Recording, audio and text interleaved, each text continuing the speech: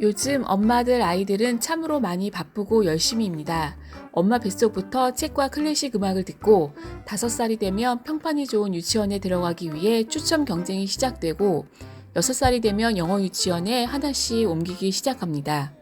그리고 초등학생이 되면 영어 수학은 기본, 한자 급수도 따야 하고 역사 체험, 독서 토론 논술도 해야 합니다.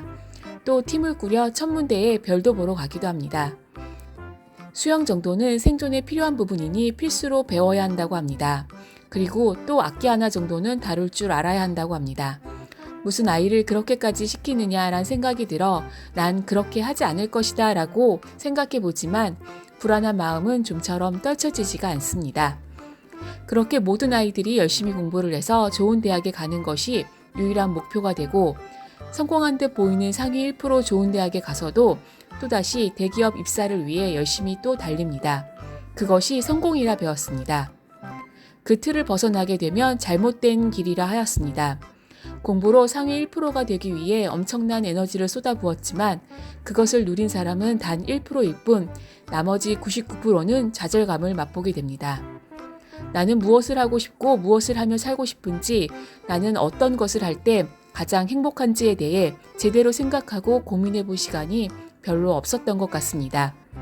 그냥 시키는 대로 그래야 한다기에 사회가 정해놓은 그 길만이 유일한 길인 줄 알고 그냥 열심히만 달려온 것 같습니다.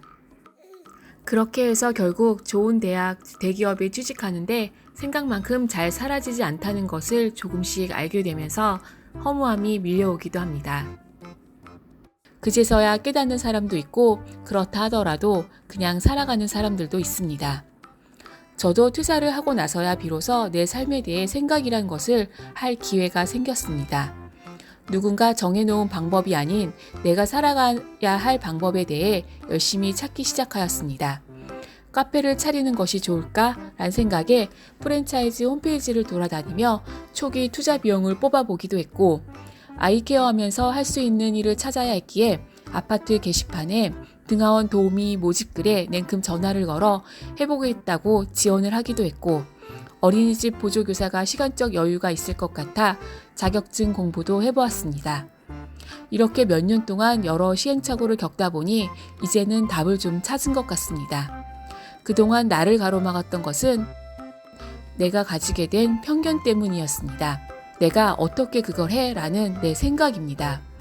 다양함이 인정되지 않은 사회 속에서 살아왔기에 공부만이 정답이라고 알고 있었고 공부 하나로만 서열화된 사회로 인해 내가 가지게 된 편견, 내가 어떻게 그걸 해? 내가 할 수 있을까? 였습니다. 내가 어떻게 1,000만 원을 벌 수 있어? 내가 어떻게 무서운 경매를 할 수 있어? 내가 어떻게 책을 낼 수 있지? 내가 어떻게 유튜브를 할 수 있을까? 라고 말입니다.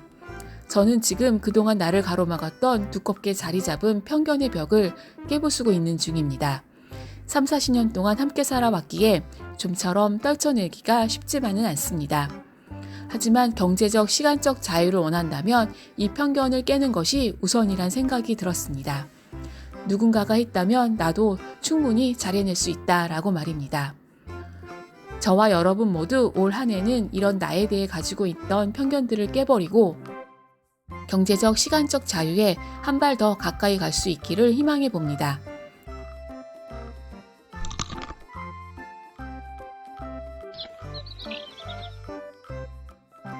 공지사항 하나 말씀드립니다.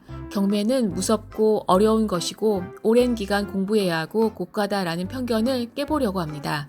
단 하루 만에 경매의 핵심 내용 스킬, 제가 알고 있는 모든 내용을 말씀드릴 수 있는 원데이 스터디를 이번에 가질 예정입니다.